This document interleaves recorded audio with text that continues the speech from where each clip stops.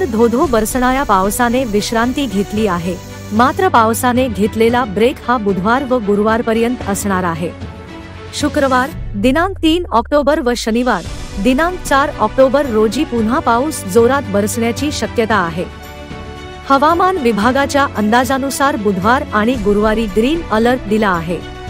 त्यानुसार शहर व जिल्ह्यात हलका ते मध्यम स्वरूपाचा पाऊस पडण्याची शक्यता आहे, तर गुरुवार आणि शुक्रवारी येलो अलर्ट देण्यात आला आहे। या 2 दिवसात 30 ते 40 किलोमीटर प्रतिवेगाने वारे वाहण्याची शक्यता आहे। विजांच्या कडकडाटासह जोराचा पाऊस पडण्याचा अंदाज वर्तविण्यात आला आहे। यामुळे आधीच पुराचा सामना करणाऱ्या जिल्ह्यातील नागरिकांची काळजी वाढली आहे।